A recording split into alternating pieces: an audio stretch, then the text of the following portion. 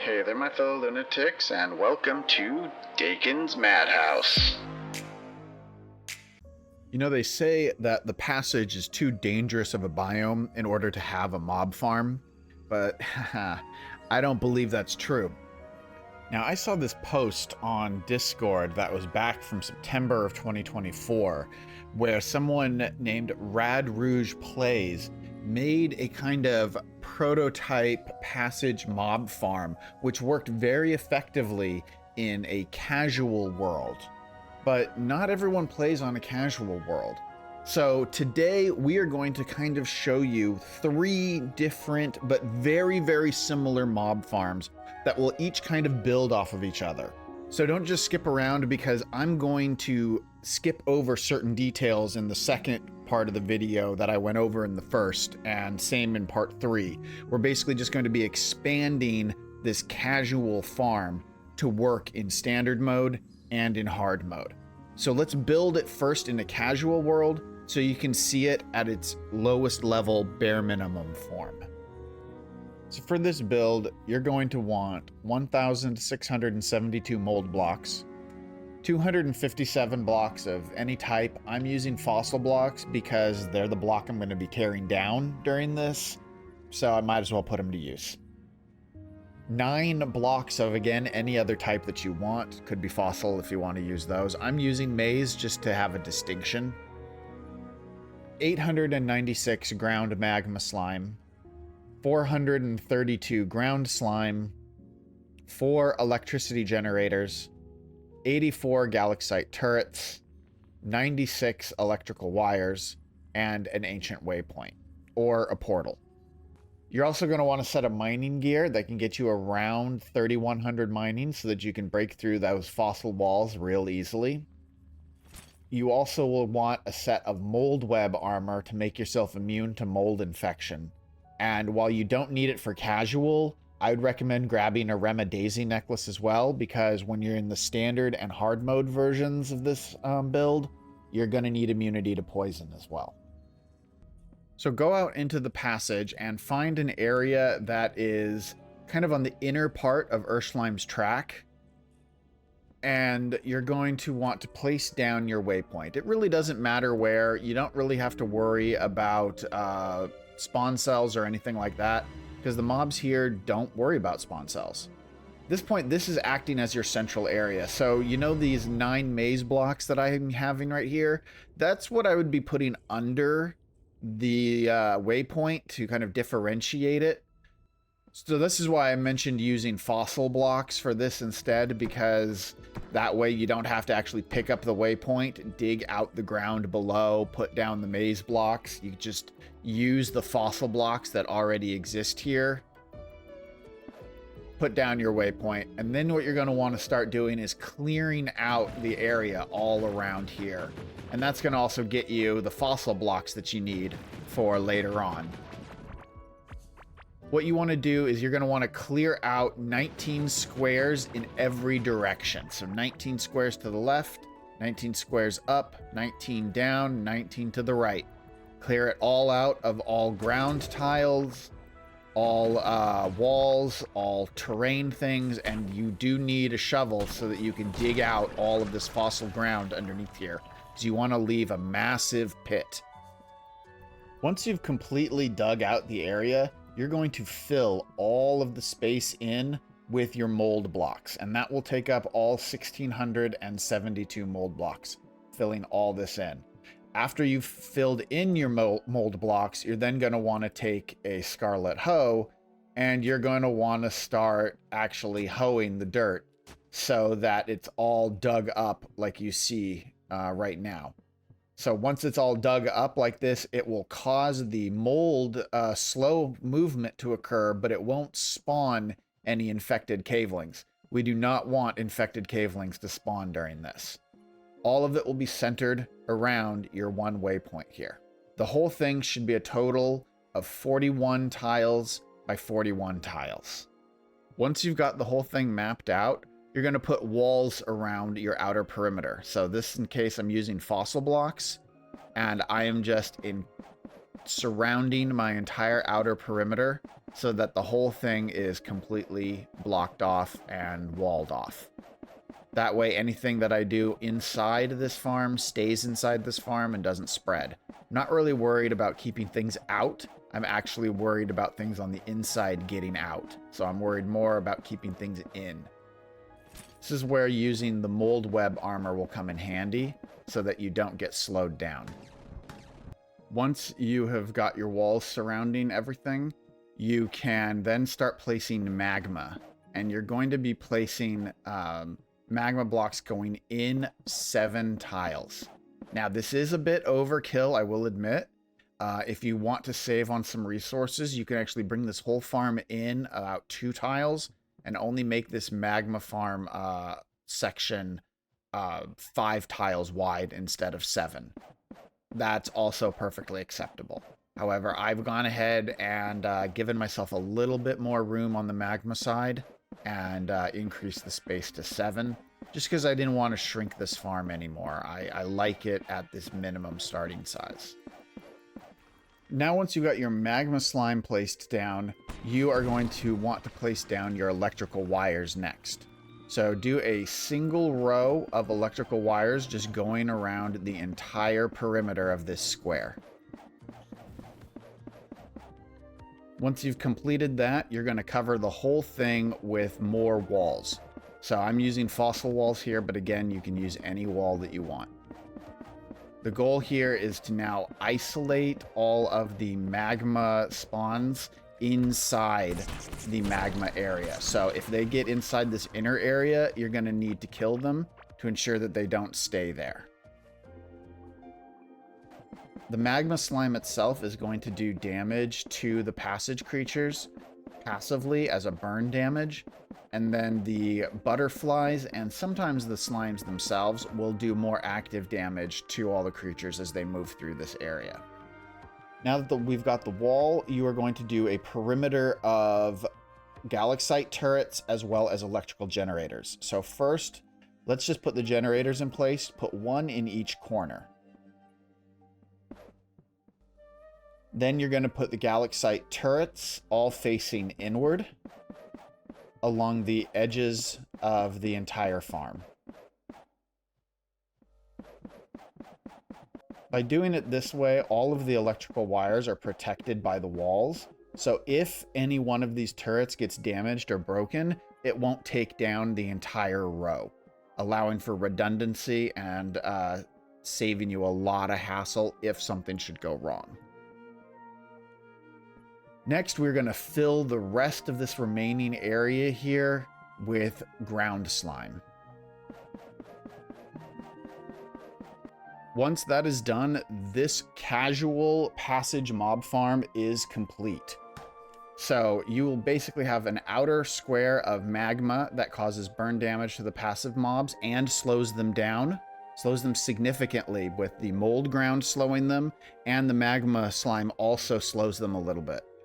Then they get to the inner part here, already having taken damage, where they get slowed even more from the regular ground slime and are assaulted on all directions from galaxite turrets. This kills the mobs before they're able to make it to the center, which is where I am standing. But how do we make this work in standard mode or hard mode? Is it the same farm? It's actually not the same farm. Unlike most other mob farms, this farm is trying to kill these creatures before they get to me. So the more hit points they have, the more damage I have to do to them in a shorter amount of time. So this farm changes in standard, and it changes even more in hard mode. Let's see what we have to do to make this farm work in a standard world. Now, in a standard world, we're going to start with the exact same layout, exact same size that we did in casual, same everything that we had before. 7 magma tiles, and then the inner area here of just slime. Now, what you're going to need for this new upgrade, though, the changes are going to include 16 of a ground tile of your choice, probably going to be fossil. I went with maize because I went with maize originally for what goes underneath my waypoint. And you'll see why it matters, well, at least for me, aesthetically in a minute. You're also going to need 168 poison spike traps, 24 Galaxite turrets, 1 or 2, I have 2 for redundancy, but you really only need 1 electricity generator, and 112 Galaxite traps.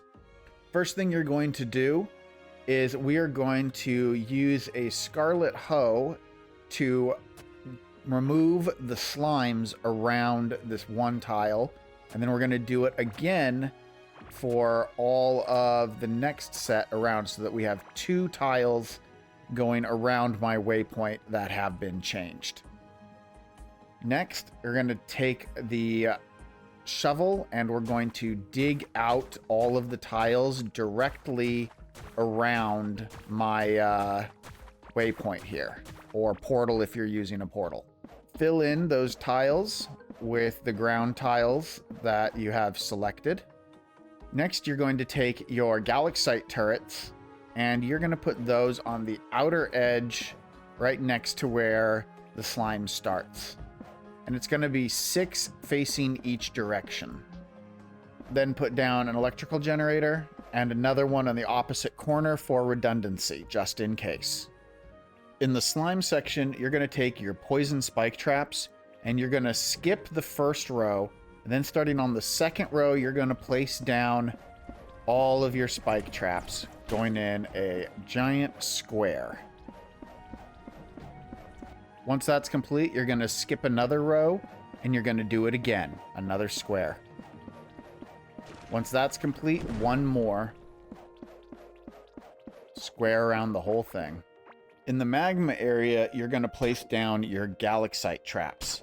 Now, what you're going to do is at the very intersection, you're going to skip one row, and then you're going to place the traps on the second set of tiles. And you're going to go around the entire square. Now, be careful if you have a decent amount of magma creatures spawned. You may have to deal with them before you place down all of your traps. And once all the Galaxite traps are down, then that's it. This whole thing is now upgraded to a level that will work just fine in standard. If you want to put some additional things like a chest or something in your inner area here, you've got a little bit of room to actually do some decorating. And if you do find that for some reason 1 or 2 mobs gets a little too close, when they explode, they do some damage to your inner Galaxite turrets, just put another row of Galaxite traps on the innermost ring around the magma section. And that will be more than enough to take care of anything that you need. I found 1 row of Galaxite traps was enough, but if you find otherwise, just add a second. Now, on a hard mode world, we're going to start very similar to how we started on the other 2 worlds. However, we need to make this bigger. So instead of going 19 blocks out in either direction, you are actually going to go 28 blocks out in every direction. And then put your wall essentially on block 29. That will give you a 58 by 58 square area. And then we've got our same gap like we did on a standard world, because we are going to put in our same inner area like we did before. Let's just go ahead and take care of that right now. We'll put down all of our inner Galaxite turrets, because we already know what that's going to look like. Same design as we did in a standard world. And we need a lot more inner space than we did before. So this time the magma area is only going to be 5 thick. So 1, 2, 3, 4, 5 from there. 1, 2, 3, 4, 5 here. So once you have got all of the magma down, 5 thick in each direction, you're going to place a row of Galaxite traps going around the entire square. After you've got your innermost Galaxite traps done, do another layer of Galaxite traps as well, going around the entire thing. As I have found that 1 row of Galaxite traps just isn't enough. You really need a second row in order to properly do enough damage early on. After you complete all the Galaxite traps, you're going to do a set of walls going around the whole thing. This will isolate your magma section from the rest of the farm.